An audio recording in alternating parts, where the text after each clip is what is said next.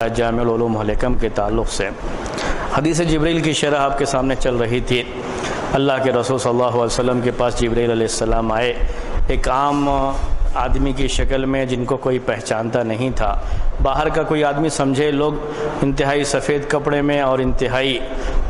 صاف ستھرے، اس طرح سے کہ کہیں گرد و غبار کا کوئی نام و نشان نہیں تھا۔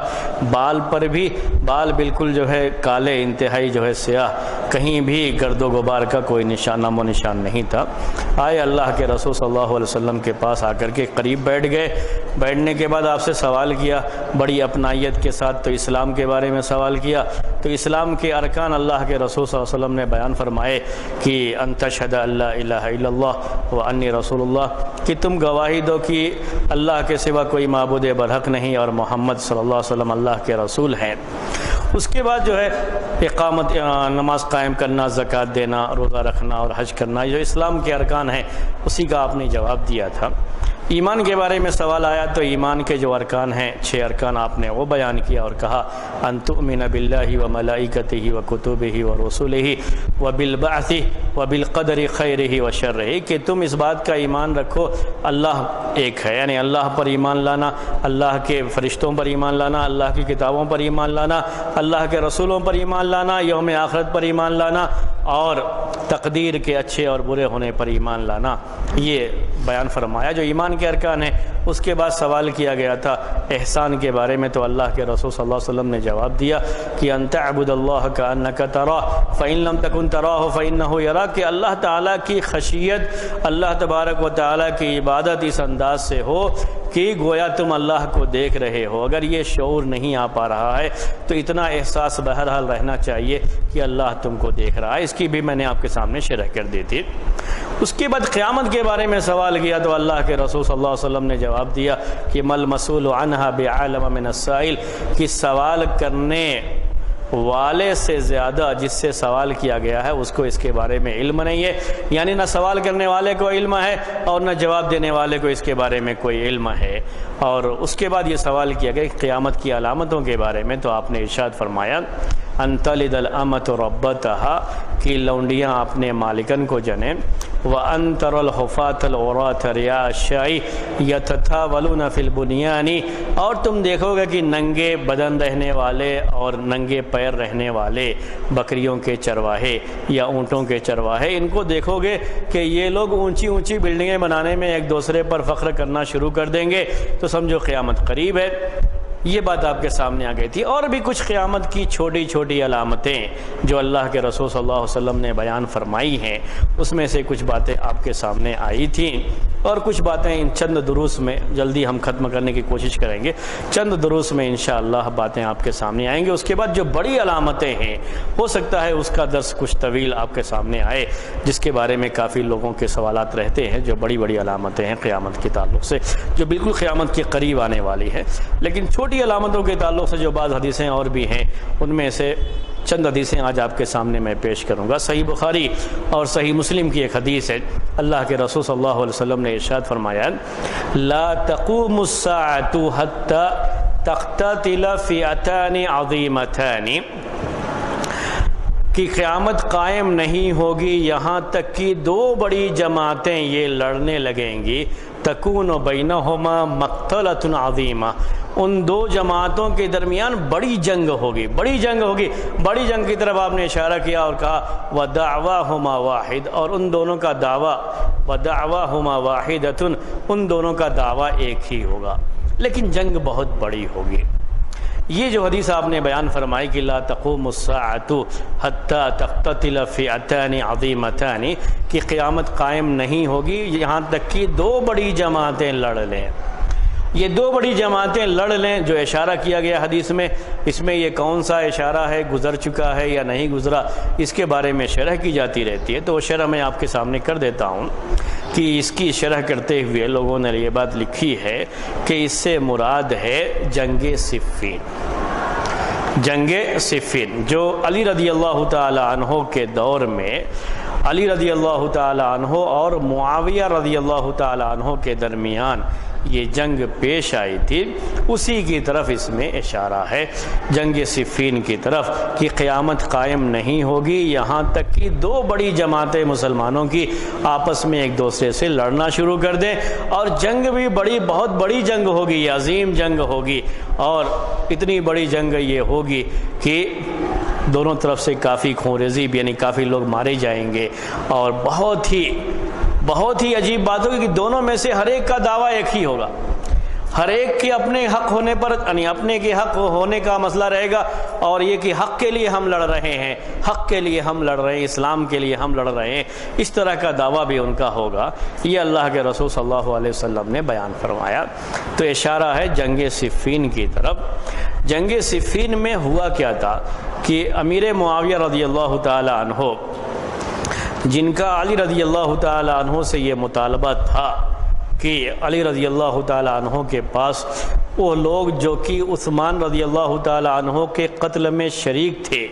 ان کے ساتھ تھے، ان کو کہا گیا کہ ان کو ہمارے حوالے کرو، ہم پہلے بدلہ لیں گے، اس کے بعد ہم آپ کے ہاتھ پر خلیفہ ہونے کی بیعت کریں گے۔ امیر معاویہ رضی اللہ تعالی عنہ نے اس طرح کی بات پیش کی تھی، کیونکہ شام کا پورا علاقہ اس کے یہ امیر تھے، اور پورا یہ علاقہ امیر معاویہ رضی اللہ تعالی عنہ کی نگرانی میں ہی تھا، ان کے ساتھ پوری فوج تھی شام کی، تو بڑی فوج بھی تھی اور بڑا علاقہ بھی ان کے ہاتھ میں تھا، جس کی وجہ سے انہوں نے یہ بات جو ہے صاف صاف کہہ دی کہ ہم اس وقت تک بیعت نہیں کریں گے، آپ کے ساتھ نہیں آئیں گے جب تک آپ ان کو ہمارے حوالے نہیں کر دیتے۔ اس کو سمجھنے کے لیے بھی میں آپ کو ایک تھوڑی سی تمہید مانتا ہوں، یہ اہم چیزیں ہیں، یہ جو لڑائیاں وغیرہ ہوئی تھیں صحابہ کے دور میں، اس کو سمجھنے کے لیے، اور اس کی وجہ سے جب اس کو اچھی طرح سے سمجھ لیں گے تو کبھی بھی آپ کے ذہن میں یہ لڑائیوں کے تعلق سے کوئی غلط بات نہیں آئے گی صحابہ کرام کے بارے میں کہ کوئی یہ سوچے کہ یہ تو آپس میں لڑتے تھے یا اس طرح کی باتیں ہوئی، تو ایسا کچھ معاملہ آپ کے ذہن میں نہیں آئے گا۔ تو اس کی پوری کیفیت سمجھ لیجئے کہ معاملہ یہ ہوا تھا کہ جیسے یہودیوں نے عیسائی مذہب کو پہلے برباد کیا تھا، عیسائی مذہب کو خراب کیا تھا، عیسیٰ علیہ السلام کے ماننے والے جو عیسائی تھے، جو اصل عیسائی مذہب پر قائم تھے، یا کہیے جن کو قرآن نصارہ کہتا ہے، تو ہم کو نصارہ ہی کہنا چاہیے، نصرانی لوگوں کا جو معاملہ ہے اس کو بگاڑا تھا یہودیوں نے اپنی سازشوں کے ذریعے سے، تو اسلامی تعلیمات میں بھی اور اس کو بھی بگاڑنے کے لیے انہوں نے کچھ چالیں چلنی شروع کی۔ تو ان کے کچھ لوگ ہوتے تھے، پہلے بھی یہ چیز رہی ہے اور ابھی بھی آپ کو اس طرح کی چیزیں نظر آ جائیں گے کہ بظاہر اسلام قبول کر لیتے ہیں۔ تو عبداللہ بن سبا یہودی، ایک نام ہے عبداللہ بن سبا یہودی، وہ یہودی ہی تھا، ابن سبا بھی کہتے ہیں، اور عبداللہ بن سبا یہودی یہ بھی کہا جاتا ہے۔ تو یہ ایک نام ہے، ایک حقیقت ہے، اسلام قبول کیا اس نے بظاہر، اور اسلام قبول کر کے اس نے آ کر کے مسلمانوں کے جو سیدھے سادے لوگ تھے ان کے کانوں میں یہ بات ڈالنی شروع کر دی۔ سب سے پہلے عثمان رضی اللہ تعالی عنہ کے خلاف پہلے یہیں سے شروعات ہوئی تھی، ان کے خلاف جو ہے باتیں کانوں میں ڈالنا شروع کر دی۔ آپ جانتے ہیں کہ جب کوئی آدمی کہیں ذمہ دار ہوتا ہے اور خاص طریقے سے پورے ملک اور پورے علاقے کی ذمہ داری اس کے اوپر ہے، یعنی خلیفہ ہے، امیر ہے، اتنی بڑی ذمہ داری اس کے اوپر ہے، تو لوگ اب اس سے کچھ ایسے کام بھی ہوتے ہیں کہ بعض مرتبہ لوگوں کو اعتراض ہوتا ہے، تو جن لوگوں کو اعتراض ہوتا تھا ان کے پاس آ کر کے دیکھو ایسا کیا ایسا کیا، ان کے خلاف کافی لوگوں کا ذہن خراب کرتا رہا۔ یہ ایسے ذہن خراب کرتے کرتے اس نے اپنی ایک جماعت بنا لی تھی لوگوں کی، اور یہی بلوائیوں کی جماعت تھی، اور یہی حقیقت میں خوارج کی جماعت ہے۔ حقیقت جو خوارج کی جماعت کے تعلق سے ہے، وہ حقیقت میں خوارج کی جماعت یہی ہے، سب سے پہلے شروعات یہیں سے ہو گئی تھی ان کی، اور یہ لوگ عثمان رضی اللہ تعالیٰ عنہ کے خلاف پورا ذہن بنائے جو، تو ذہن بننے کے بعد ہوا یہ کہ انہوں نے عثمان رضی اللہ تعالیٰ عنہ کو شہید بھی کر دیا، انہی لوگوں کے ہاتھوں سے وہ مارے گئے تھے، لیکن اس میں بعض سیدھے سادے صحابہ بھی، یعنی کبھی یہ نہ سمجھیے کہ ان تمام لوگوں کو جو اس میں شریک تھے میں سب کو کہہ رہا ہوں کہ وہ خوارج نہیں، اس میں بعض سیدھے سادے صحابہ بھی شامل ہو گئے تھے، انہی کے بہکاوے میں آ گئے تھے، انہوں نے ان کا ذہن خراب کر دیا تھا، تو وہ بھی اس میں جو ہے شریک ہو گئے تھے۔ ایسا ہوا، عثمان رضی اللہ تعالیٰ عنہ کی شہادت ہو گئی، علی رضی اللہ تعالیٰ عنہ کے ہاتھ پر انہی لوگوں نے پہلے آگے بڑھ کر کے بیعت کر دیا تھا، اور بعد میں اور لوگ بھی جو ہے بیعت کیے، اس طریقے سے ان کو خلیفہ بنا دیا گیا، اور ان کو بھی ہم اپنے عقیدے کے لحاظ سے سچا خلیفہ مانتے ہیں۔ جو خلفائے راشدین ہیں جن کی تعداد ہے اس میں علی رضی اللہ تعالیٰ عنہ بھی شامل ہیں، تو بالکل خلیفہ راشد ہے اور صحیح طریقے سے ان کے ہاتھ پر بیعت بھی کی گئی۔ لیکن امیر معاویہ رضی اللہ تعالیٰ عنہ یہ رشتے میں آتے تھے عثمان رضی اللہ تعالیٰ عنہ کے، اور اس رشتے کی وجہ سے اپنے آپ کو ان کا ولی سمجھتے ہوئے، مقتول کا جو ولی ہوتا ہے اسلامی لحاظ سے اس کو حق ہوتا ہے مقتول کے خون کا قصاص جو ہے طلب کرنے کا، خود لے نہیں سکتا ہے لیکن امیر وقت سے یا قاضی وقت سے طلب کرے گا کہ قصاص لیا جائے، اس کو یہ حق ہوتا ہے۔ تو اس کے لحاظ سے امیر معاویہ رضی اللہ تعالیٰ عنہ آگے بڑھ کر کے یہ حق طلب کرنے لگے کہ آپ کے ساتھ ہیں وہ لوگ جنہوں نے قتل میں حصہ لیا ہے، آپ ان کو ہمارے حوالے کیجئے اور ان سے پہلے قصاص لیجئے، اس کے بعد ہی آپ کے ہاتھ پر بیعت کریں گے۔ علی رضی اللہ تعالیٰ عنہ کی پریشانی یہ تھی کہ کوفے کا یہ پورا جو ہے ماحول اس سلسلے میں خراب کیا گیا تھا۔ مصر اور کوفہ یہ دو جگہیں تھیں جہاں پر یہ سازش زیادہ کامیاب ہوئی تھی۔ جو عبداللہ بن سبا یہودی کی سازش تھی وہ سازش زیادہ تر یہیں دو جگہوں پہ کامیاب ہوئی تھی۔ تو یہ کوفے کے کافی لوگ علی رضی اللہ تعالیٰ عنہ کے ساتھ تھے، تو ان کا ذہن بالکل وہی تھا۔ انہوں نے اپنی جڑیں کافی مضبوط کر لی تھی وہاں اس علاقے میں، تو علی رضی اللہ تعالیٰ عنہ کو اس بات کا احساس تھا کہ یہ معاملہ ایک دو آدمی کا نہیں ہے کہ ہم ان کو جو ہے قصاص میں قتل کر دیں اور بات یہیں تھم جائے گی۔ جو ان کے پیچھے ہیں، جہاں سے ان کو بیک اپ مل رہا ہے، وہ پورے جو ہے اچھی طاقت ہے پوری، ہو ان کا مقابلہ ابھی ہم نہیں کر سکتے۔ ان کا یہ تھا کہ آپ آ جائیے، آپ کے ساتھ جو ہے ایک اچھی فوج ہے مسلمانوں کی، جو بہت ہی طاقتور فوج اس زمانے کی مانی جاتی تھی، جو شام کے رہنے والے تھے یہ لوگ، جو سیریا کا علاقہ ہے ابھی، تو وہاں کے یہ لوگ رہنے والے تھے، تو وہاں کی ہی پوری فوج ان کے ہاتھ میں تھی امیر معاویہ رضی اللہ تعالیٰ عنہ کے، اور کہا کہ وہ لوگ آ جائیں گے تو ہم ان کے ساتھ آسانی سے بعد میں نپٹ سکتے ہیں۔ تو پہلے ان کا مطالبہ تھا کہ آپ اندر آ جائیے، لیکن بہرحال یہ آپس میں کہا سنی ہوئی، اس کی وجہ سے معاملہ بہرحال حل نہیں ہوا، اور کوشش زیادہ اس میں انہی لوگوں کی تھی کہ مسئلہ حل نہ ہونے پائے۔ یہ کون لوگ ہیں؟ جو عبداللہ بن یہودی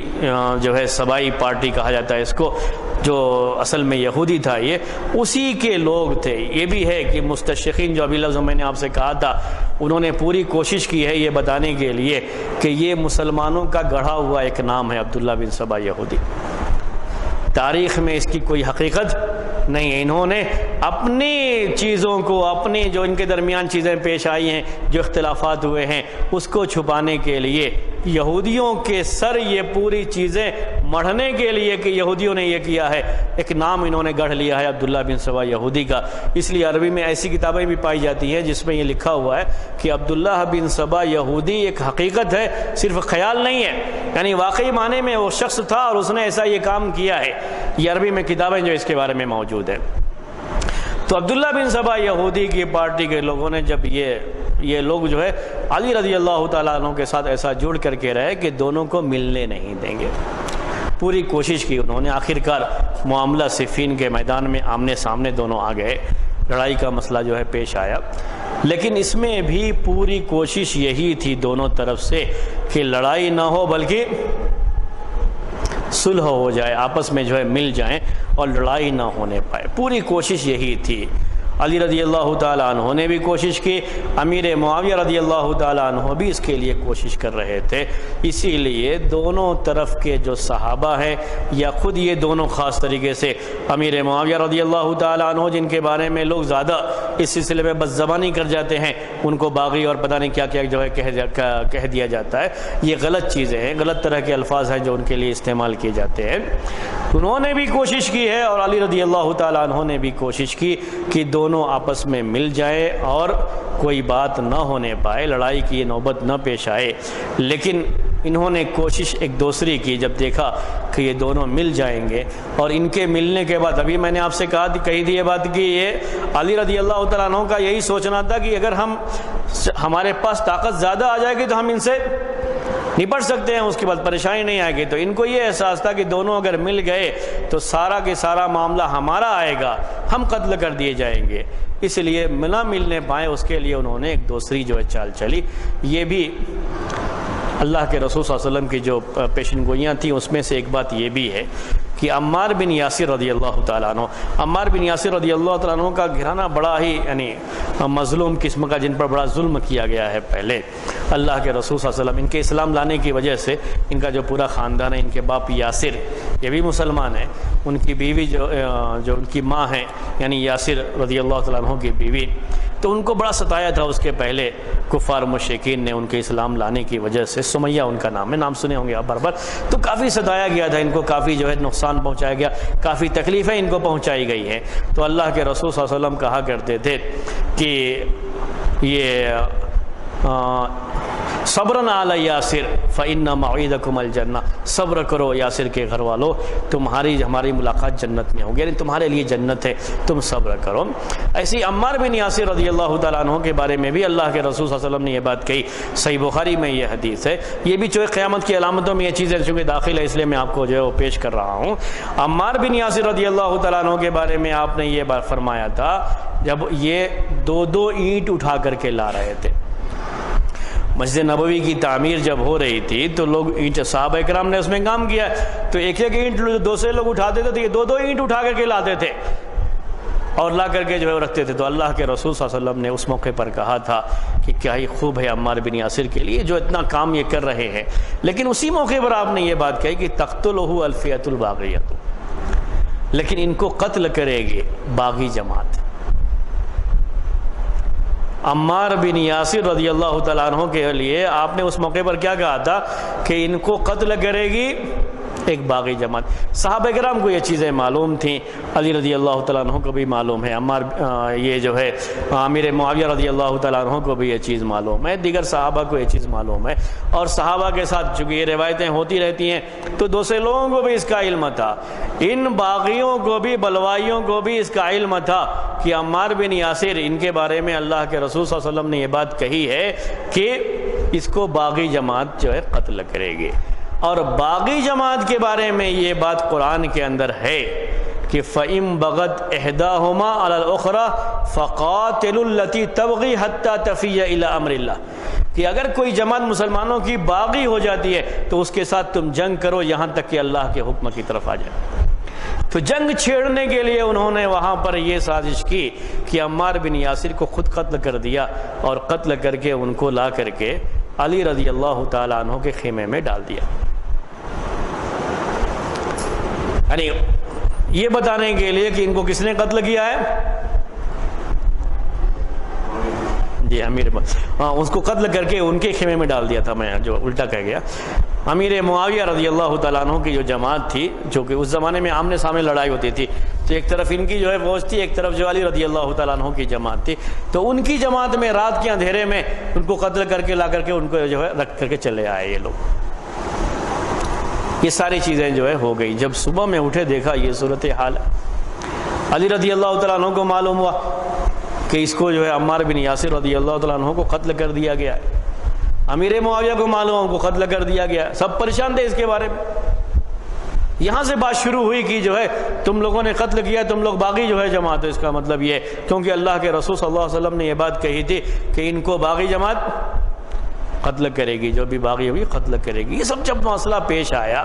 تو وہاں پہ جو امیر معاویہ رضی اللہ تعالیٰ عنہ انہوں نے خود بھی، اور بعض تاریخی روایتوں میں یہ بات ہے اور یہی سب سے مناسب بات ہے کہ انہوں نے یہ بات بھی کہی کہ تم لوگوں نے قتل کر کے یہاں ڈال دیا ہے، ہم لوگوں نے کچھ نہیں کیا، ہم لوگوں نے ان کی طرف سے کچھ نہیں کیا، ہم نے کچھ نہیں کیا، اس سلسلے میں یہ کام تم لوگوں کا ہے، تم لوگوں نے ایسا کر کے ہمارے اس میں ڈال دیا ہے۔ بہرحال علی رضی اللہ تعالیٰ عنہ بھی اپنی جگہ پر حق میں تھے، امیر معاویہ رضی اللہ تعالیٰ عنہ بھی اپنی جگہ پر حق میں تھے۔ اصل یہ کام کن کا تھا؟ انہی لوگوں کا جنہوں نے عثمان رضی اللہ تعالیٰ عنہ کو شہید کیا تھا، اور جن کو اب یہ محسوس ہونے لگا تھا کہ یہ دونوں مل گئے تو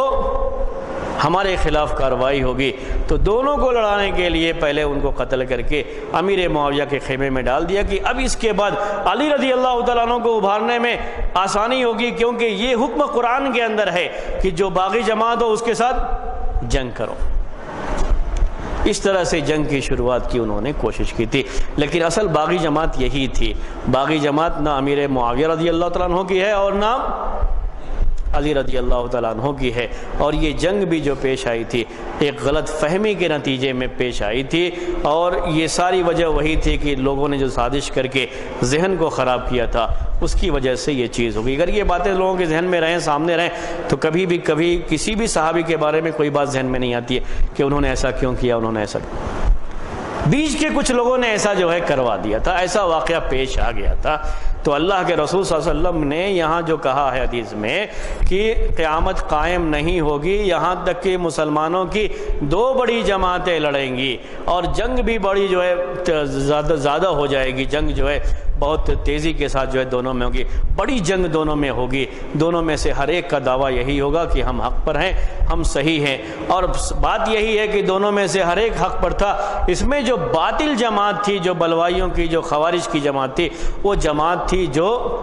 عثمان رضی اللہ تعالیٰ عنہ کو قتل کرنے والے لوگ تھے، اور یہ لوگ عبداللہ بن سبا یہودی کے ماننے والے لوگ تھے، اور اسی کی سازش سے یہ لوگ ایک پوری ٹیم ایک تیار ہو گئی تھی، اور